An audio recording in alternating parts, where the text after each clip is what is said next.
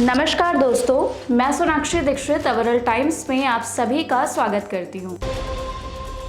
Japan में 7.6 तीव्रता का बहुत तेज भूकंप आया है। इस वजह से सुनामी की चेतावनी जारी की गई है। इस शक्तिशाली भूकंप से धरती में जोरदार कंपन हुआ। बताया जा रहा है कि भूकंप का केंद्र रिंग ऑफ फायर में था। सुनामी की चेतावनी के बाद तटीय क्षेत्रों के लोगों से कहा गया है कि वे घरों को खाली कर दें। भूकंप के बाद समुद्र का जल स्तर भी बढ़कर खतरनाक स्तर तक चला गया है। हाल ही में देश के लोगों को महंगी हवाई यात्रा का सामना करना पड़ रहा है, लेकिन आने वाले दिनों में राहत देखने को मिल सकती है। आंकड़ों के मुताबिक तेल कंपनियों ने लगातार तीसरे महीने विमान ईंधन की कीमत में कटौती की है।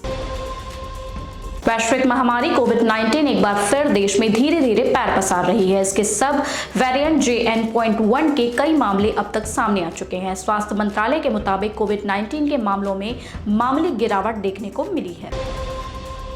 ब्रिटेन में वीजा के नियम बदलने जा रहे हैं। नए नियम 31 जनवरी 2024 से लागू होंगे। नए नियमों के अनुसार अब टूरिस्ट वीजा पर गए लोग ब्रिटेन में काम भी कर पाएंगे।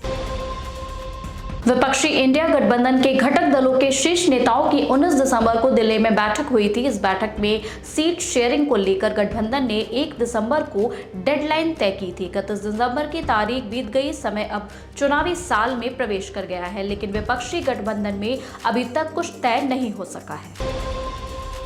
केंद्र सरकार द्वारा हिट एंड रन मामले में नया कानून पारित करने की मुखालफत तेज हो गई है। ट्रक चालकों ने नियम में संशोधन नहीं होने पर खुद को असहज बताते हुए आज से 3 दिन तक हड़ताल का ऐलान किया है। दरअसल हिट एंड रन केस को लेकर केंद्र सरकार नया कानून लाई है। इसके 2 प्रावधानों को लेकर ट्रांसपोर्टरों ने विरोध शुरू कर दिया है। जैसा कि वर्तमान में चालक की थाने से जमानत हो जाती है और अधिकतम 2 साल की सजा है, जबकि संशोधित कानून में वाहन ड्राइवर को अधिकतम 10 साल की सजा और 7 लाख जुर्माने का नया कानून पारित किया गया है। ड्राइवरों ने गाड़ियां चलाने से मना करना शुरू कर दिया है। नए कानून को लेकर जगह जगह विरोध शुरू हो गया है। ड्राइवर यूनियनों ने सामूहिक रूप से नए कानून में संशोधन करने की मांग की है। भाजपा में अंदरखानी चर्चा जोरों पर है कि अयोध्या से किसी बड़े चेहरे को उतारा जा सकता है और लल्लू सिंह हट सकते हैं। इसके अलावा पार्टी यूपी सरकार के कई चर्चित मंत्रियों को भी लोकसभा चुनाव में उतार सकती है। इन लोगों को परफॉर्मेंस में कमजोर पाए गए सांसदों की जगह पर उतारा जाएगा। ऐसे कई सांसद हैं जिनके बारे में सर्वे में बहुत अच्छी रिपोर्ट नहीं मिली है। ऐसे में पार्टी चाहती है कि नए चेहरे लाए जाएं। FMCG और IT शेयरों में आज दोपहर के कारोबार में मजबूती रही, जिससे सेंसेक्स हरे निशान में चला गया। सुबह के कारोबार के दौरान लाल निशान में रहने के बाद सेंसेक्स 250 अंक ऊपर 72,490.95 अंक पहुंच गया है, जिसमें नेस्ले शीर्ष पर रही। विप्रो और टेक महिंद्रा के साथ IT शेयरों में भी 2% से ज्यादा की तेजी आई।